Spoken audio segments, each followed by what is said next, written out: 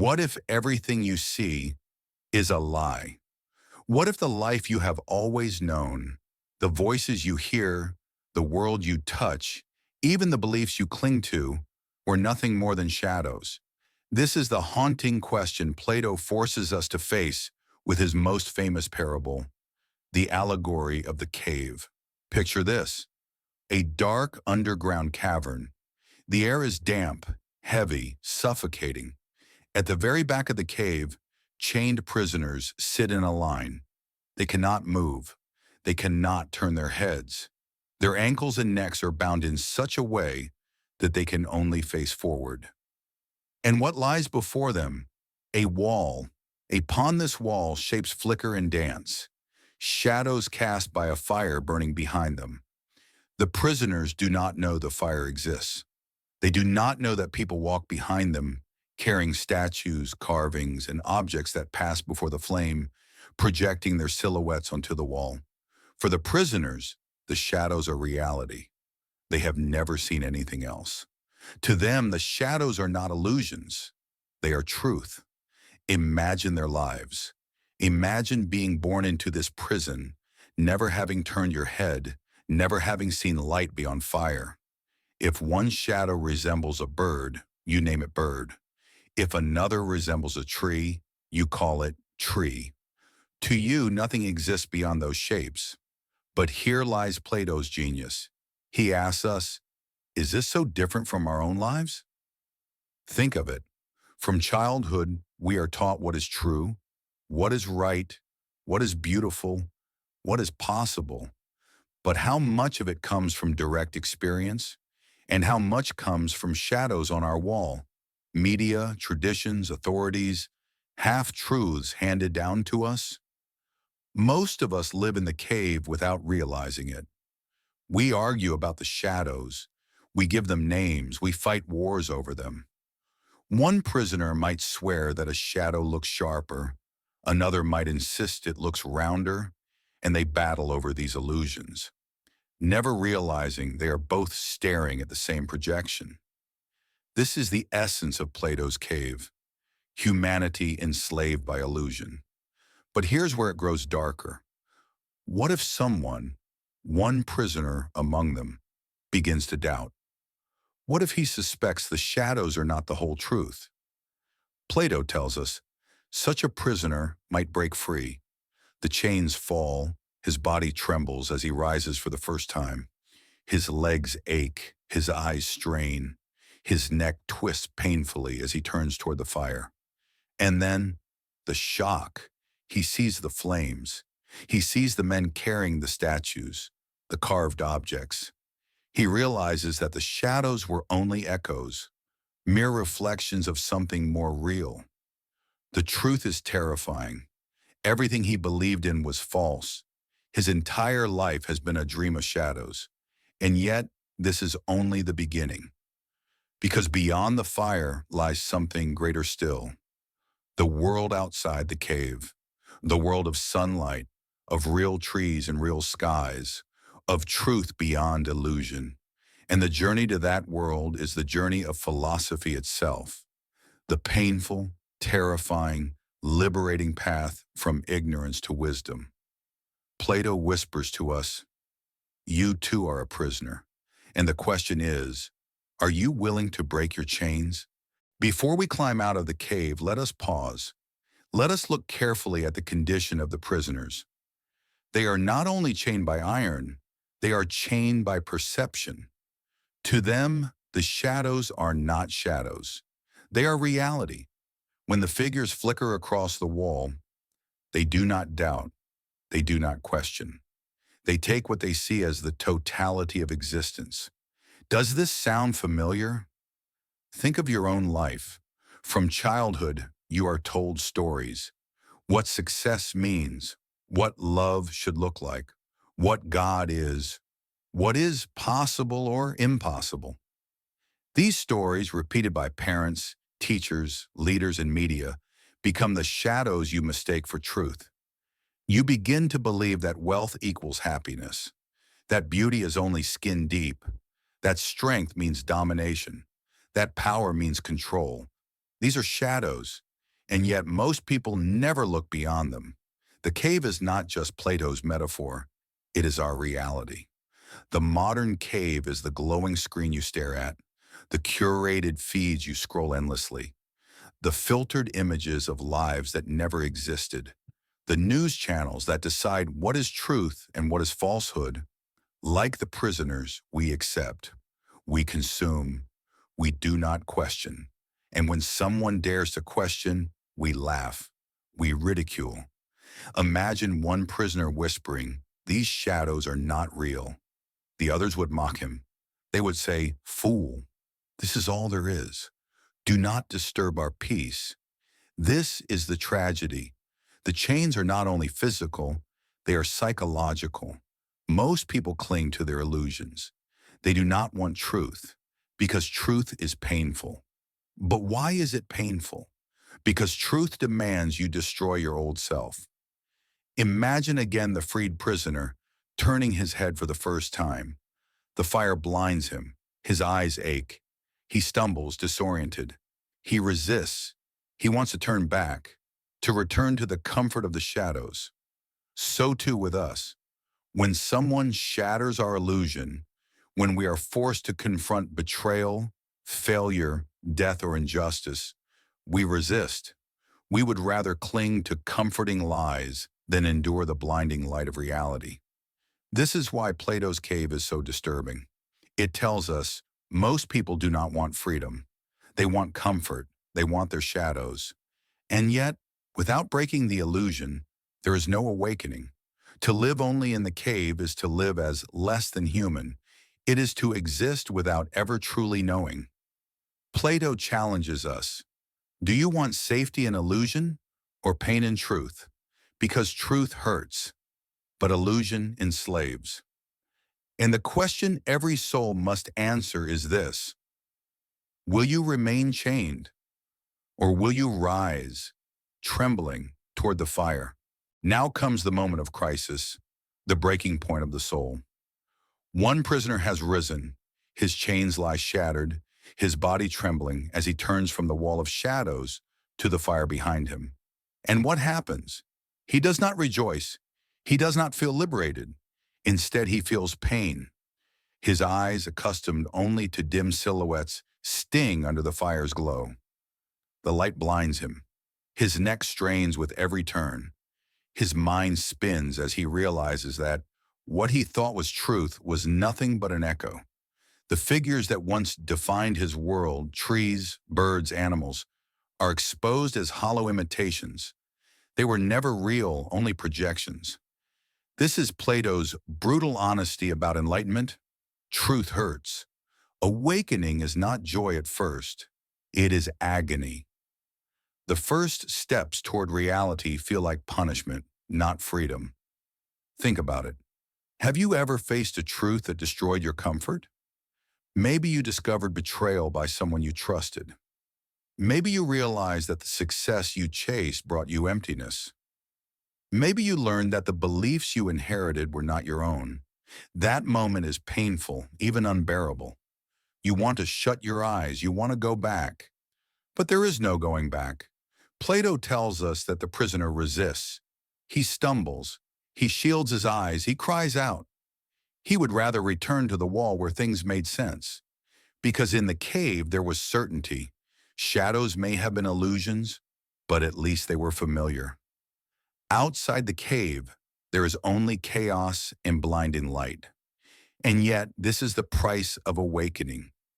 To see truth is to suffer first. To grow is to endure the death of ignorance. History repeats this lesson endlessly.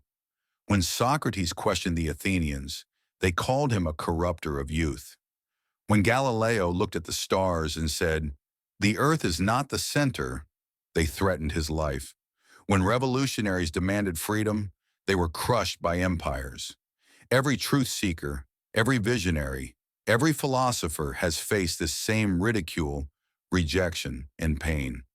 The world prefers its shadows, and it punishes those who dare to see differently. So the prisoner struggles. His tears blur his vision. His body collapses under the weight of revelation. But something inside him pushes forward. A spark, a question, a refusal to go back to chains. Step by step, he adjusts. First, he sees the fire, not as torment, but as light. Then he notices the figures passing before the flame, the men carrying statues, the objects casting shadows. Slowly, painfully, he realizes the world he knew was a lie. This is the stage of awakening Plato warns us about. It is the hardest stage, where most turn back, because the light is too harsh, the truth too heavy. But if you endure it, if you fight through the pain, you begin to see not shadows, not illusions, but reality. And so the prisoner, trembling and half blind, begins his ascent. He does not know yet what lies above. He only knows he cannot return to the wall. This is where philosophy begins, not in comfort, but in discomfort, not in safety, but in risk, not in certainty, but in doubt. Plato's whisper echoes. Will you endure the pain of awakening, or will you cling to shadows that never were? The prisoner, weary and shaken, has survived the fire. He has seen the illusions for what they are, shadows cast by statues, manipulated by unseen hands. His chains are broken, but he is not free yet. The true test lies ahead. Guided upward, he stumbles toward the cave's entrance. Each step is agony. His muscles ache from disuse. His eyes, weakened by darkness, recoil from the growing brightness. The closer he moves to the surface, the harsher the light becomes. And then he emerges. For the first time in his life, the prisoner steps outside the cave. The sunlight crashes into him like a flood. It blinds him more fiercely than the fire ever did. He collapses, clutching his eyes. His body trembles as he begs to return to the familiar shadows. Everything within him screams, "Go back! This is too much." This is the paradox of awakening. Truth at first feels unbearable. Think about your own life. Have you ever faced a reality so overwhelming that you wish you could unlearn it? Perhaps it was a devastating loss, a brutal betrayal, or a revelation that shattered everything you believed. The first reaction is denial. You want the comfort of the old lie, the safety of the cave. But Plato insists, if you endure the pain, something miraculous happens. At first, the prisoner cannot look directly at anything. He sees only faint reflections in water. He notices shadows again, but this time, they are shadows of real things. Trees, rocks, birds.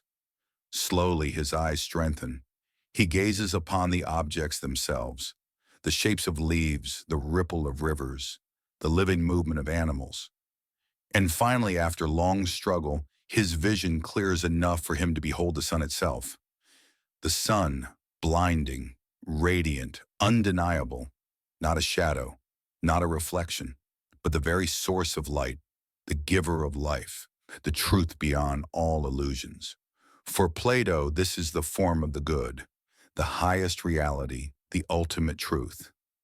Just as the sun allows our eyes to see the physical world, the good allows our mind to understand justice, beauty, and truth itself. Without it, we stumble in darkness. With it, everything is illuminated. Yet here lies the tragedy. Few ever reach this point. The climb is too steep, the pain too sharp. Most turn back.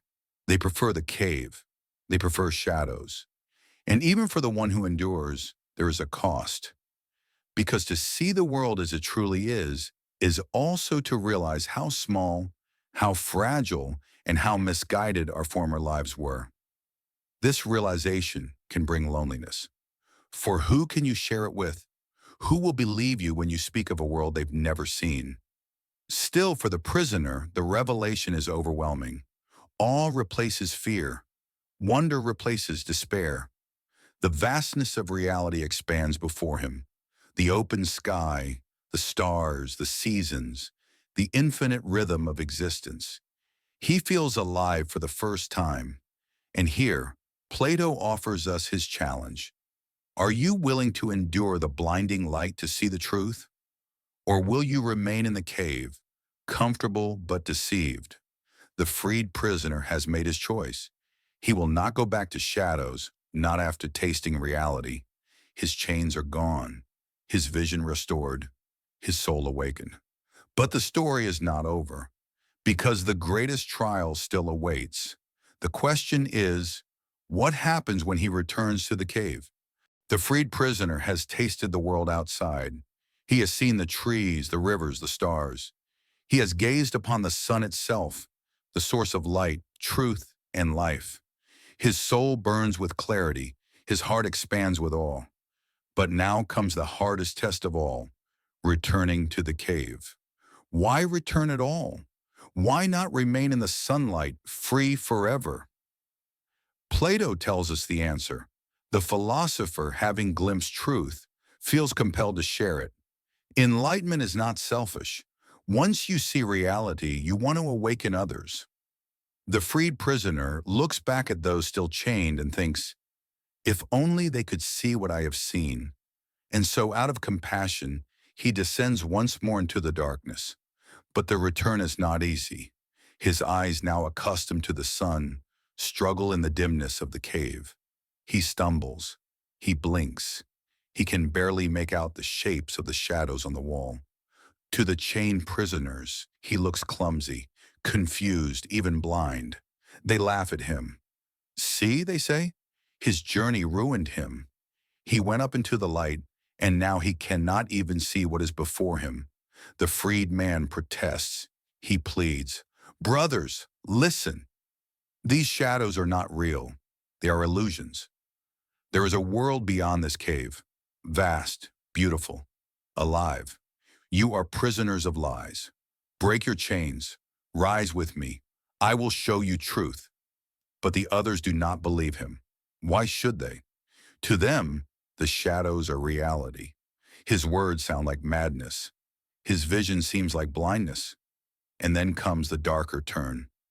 Plato warns us. The prisoners would not merely laugh. They would grow hostile. They would say, if anyone tries to free us, we will kill him. This is the tragedy of truth.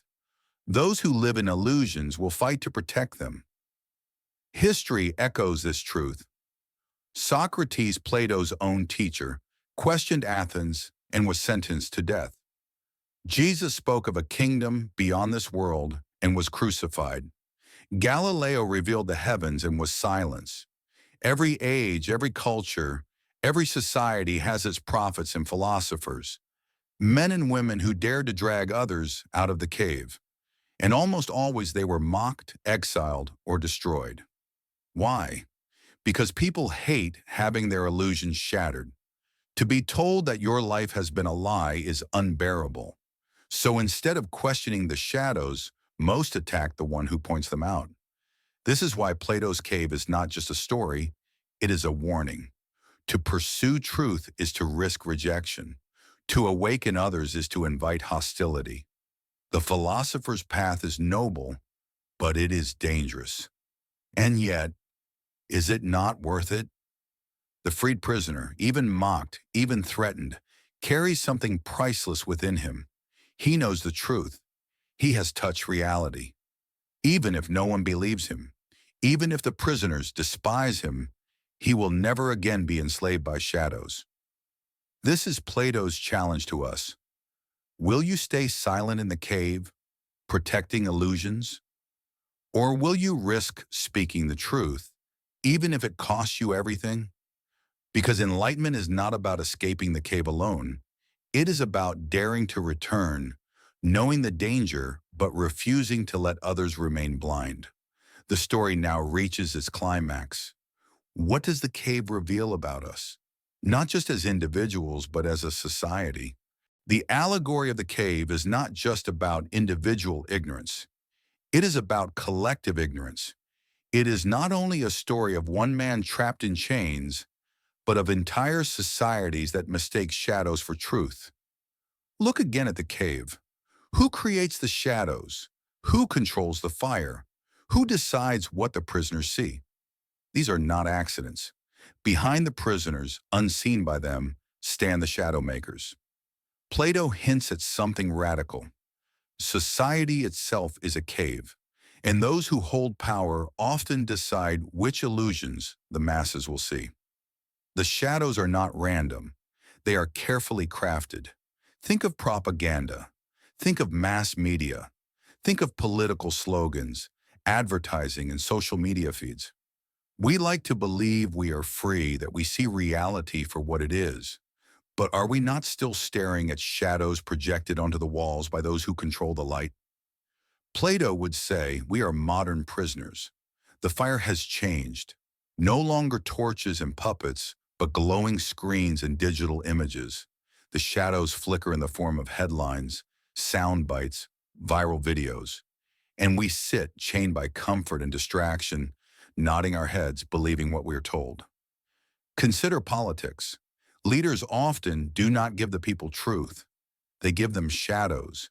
They stage performances, manipulate appearances, create narratives that hide reality. Wars are fought not over truth, but over illusions, manufactured threats, false promises, staged victories. The people, chained in ignorance, cheer for shadows on the wall. Advertising works the same way. Entire industries exist to convince us that happiness lies in products, that identity can be bought, that meaning is found in brands. But these two are shadows, images designed to manipulate desire. Even in education, shadows appear. Instead of teaching students how to think, systems often train them what to think. Instead of leading them out of the cave, they reinforce the walls, rewarding obedience to shadows rather than pursuit of light. This is why Plato insists that philosophers must rule, not because they are perfect, but because only those who have seen truth can resist the illusions of power. Only those who have left the cave can recognize the shadows for what they are. But here lies the tension. The philosopher does not seek power, he seeks truth. Meanwhile, those who crave power have no interest in truth. They prefer the cave, for it is easier to control prisoners who never question their chains. And so, society often rejects the philosopher and embraces the shadow maker. It silences those who speak uncomfortable truths and rewards those who keep the illusions alive. Think of our own time. Who are the prisoners? Who are the freed souls? Who are the shadow makers? The allegory forces us to ask, are we truly free, or do we live inside another cave, one built of screens, systems, and stories? Plato's cave is not ancient. It is eternal. It applies as much to our digital world as it did to his Athens. For as long as humans live in societies, there will be shadows and fire, illusion and truth, prisoners and philosophers. And so we face a choice. Will we live passively, accepting the shadows given to us? Or will we rise, question, and seek the light, even if it costs us comfort, even if it sets us against the crowd? Because the cave is not just out there, it is inside us. The shadows are not just political, they are personal. And until we learn to see through them, we will remain chained. Plato's cave is not only about society, it is about you. The chains are not always political. Sometimes they are deeply personal. The shadows on the wall are not only propaganda or media, they are the illusions we create for ourselves. Think about love. How many people mistake shadows for real connection? They fall in love with appearances, with status, with the idea of a person rather than the truth of who they are. They are enchanted by flickering shadows of charm, wealth, or beauty without seeing the deeper reality. And when the illusion fades, they are left broken, wondering why the love they thought was eternal disappeared like smoke. Plato would say they were watching shadows. True love, like truth itself, requires leaving the cave. It requires breaking free from appearances and learning to see another soul in the light of reality. Consider ambition. Many chase success without asking what it really means. They pursue wealth, fame, recognition, shadows dancing on the wall of society's approval. They believe that if they capture these shadows, they will have meaning. But like the prisoners in the cave, they never turn around to ask, is this real or is this just another projection? And so people climb ladders only to discover the wall they leaned it against is hollow. They gain riches but feel empty. They achieve fame but remain lonely. They win applause but lose themselves. For they were chasing shadows, not substance. Even in identity, the cave holds us. How often do we define ourselves by the shadows others cast upon us? Labels, stereotypes, roles, and expectations. These are the chains we accept without question. We say, I am this, or I must be that, without ever asking who we truly are beyond the shadows. But to leave the cave of personal illusion requires courage, because the shadows are comfortable. They are familiar. They tell us what we want to hear. The truth, however, is often difficult.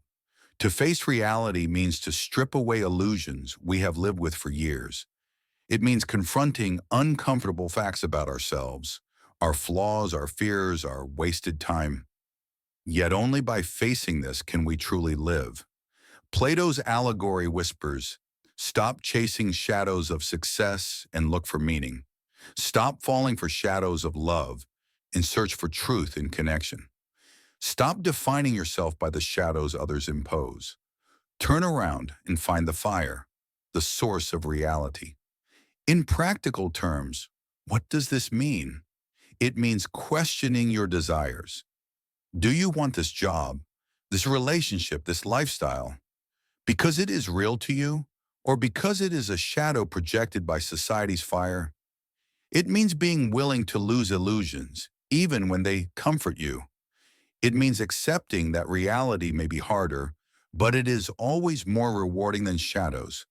This is why many resist. It is easier to stay in the cave of appearances than to step into the painful, liberating light of truth. But Plato insists, life begins outside the cave. Only there do we find wisdom, authenticity, and freedom.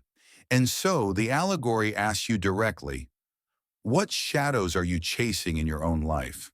What chains are keeping you seated, blind to reality? And most importantly, are you brave enough to break them? Because the cave is not a story of them. It is a mirror for you. Leaving the cave is not a gentle stroll into the sunlight. It is a violent, disorienting upheaval.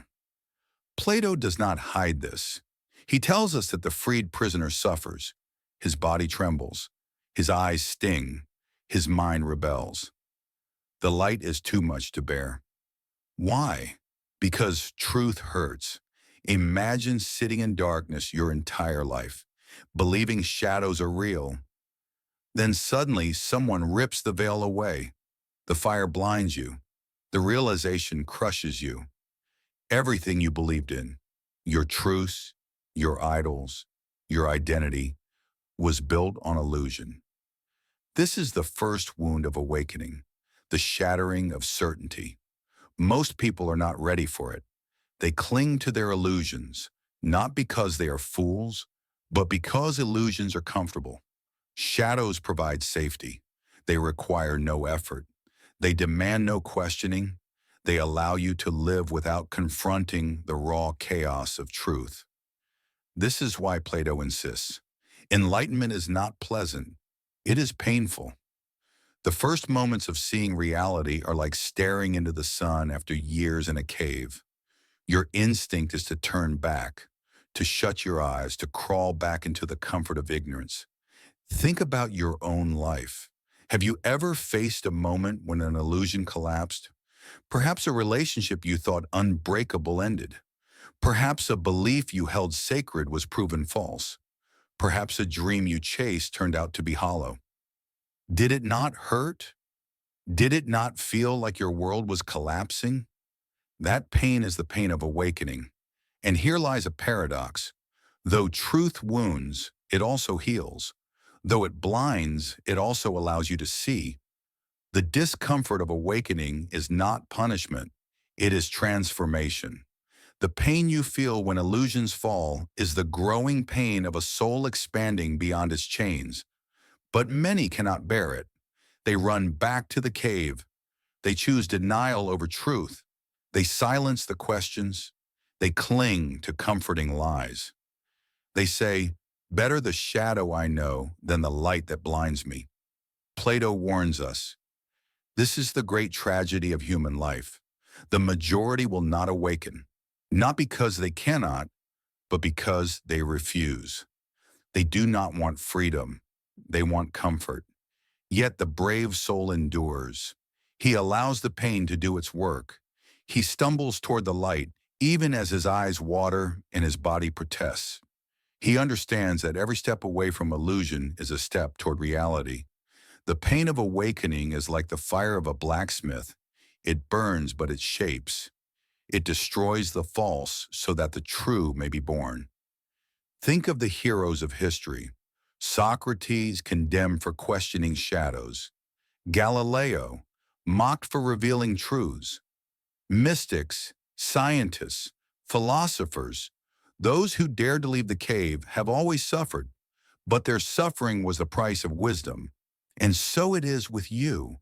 If you dare to awaken, you will lose illusions. You will feel pain. You will be called a fool. But what you gain is beyond measure. Clarity, authenticity, freedom. Plato's allegory is not meant to scare you away from truth. It is meant to prepare you. He wants you to know, enlightenment is not easy. It will test you. It will break you. But only by enduring the pain of awakening can you step into the light of reality. So ask yourself, when the moment comes, when your chains rattle and the truth calls, will you endure the pain? Or will you turn back to the comfort of shadows? Because the sun waits, and only those willing to suffer its blinding brilliance will see the world as it truly is. Plato does not let the story end with the prisoner's escape. No, the real test comes afterward. For once the prisoner has struggled out of the cave, once he has endured the blinding pain of truth, and finally sees the sun, what happens next? He sees the world as it truly is. He sees trees, rivers, mountains. He sees the vast sky painted with light. He understands for the first time that the shadows on the wall were nothing but faint echoes of reality. This moment is freedom. This is enlightenment. But Plato then asks a deeper question. What is the responsibility of the awakened one? And here comes the shocking answer. The philosopher must return to the cave. Imagine it. You have tasted truth. You have seen reality in its full, blinding brilliance. And yet you are asked to descend back into the darkness, to sit again among the prisoners, to face their chains, their mockery, their illusions. Why? Because truth, if kept only for yourself, dies with you. Philosophy is not selfish. Knowledge is not meant to be hoarded. Plato believed the philosopher, the one who has seen the light, has a duty to descend, to guide, to awaken others. But here lies the tragedy. Those in the cave do not want to be awakened. Picture the freed prisoner returning. His eyes, now accustomed to sunlight, struggle to adjust back to the gloom. He stumbles. His words sound strange to the chained. He tells them, "What you see are shadows. There is a greater world beyond this wall." And what do? Do they cheer? Do they beg him to lead them out? Number. They laugh. They ridicule him. They say, "You have gone mad." These shadows are all that exist. And if he insists, if he pushes too hard, Plato warns us, they may even kill him. Does this sound familiar? Think of Socrates, Plato's own teacher.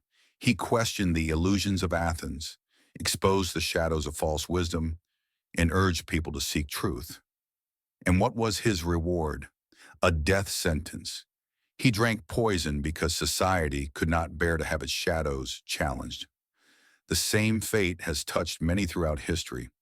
Prophets, scientists, philosophers, reformers, those who dared to show people the light were often met with hostility. Why? Because truth is threatening. It shakes the foundations of comfort. This is why Plato says the philosopher's duty is the hardest path of all. It is not enough to awaken. You must try to awaken others, knowing they may mock you, hate you, or destroy you. And yet, it is the noblest path. Because what is the purpose of light if it does not illuminate others? What is the meaning of truth if it is locked away in silence? The freed prisoner who returns embodies the true spirit of philosophy: courage, sacrifice, compassion. He suffers the laughter of the chained, not because he is weak, but because he loves humanity enough to endure their hatred for the sake of their freedom. Plato believed rulers should be philosophers for this very reason. Only those who have seen beyond shadows can guide others without being enslaved by illusions themselves. A leader who lives in shadows will rule with shadows, but a leader who has glimpsed the sun can point others toward truth. And yet this calling is not only for kings or thinkers, it is for you. Each of us who awakens, even a little, bears the duty to help others see. You may not change the whole world, but you can light a torch for those around you. Yes, it will be hard. Yes, they may resist, but truth is too precious to hoard. The journey out of the cave is not just about you, it is about all of us. So ask yourself, if you were freed, would you return? Would you risk rejection, mockery, even destruction to bring light into darkness? Because that is the philosopher's duty, and it may be the highest calling of all. And so, we arrive at the final step of Plato's cave. You have seen the prisoners, chained from birth, staring at shadows. You have witnessed the painful journey of the freed one, the blinding fire, the overwhelming light, the shocking discovery of the sun. You have watched him return to the cave, mocked, ridiculed, perhaps even destroyed. But Plato does not tell the story to entertain. He tells it to challenge, because the cave is not a myth. It is our life. Look around you. Our world is flooded with shadows, glowing screens, curated images, false promises, convenient lies. Every day, illusions dance before us. Advertisements whisper that happiness comes from possessions. Politicians promise freedom while tightening chains. Celebrities parade success while hiding despair. And like the chained prisoners, we nod, we cheer, we consume. We mistake shadows for truth. But Plato's voice cuts through the darkness, whispering across 2,000 years. Wake up. The cave is your comfort zone.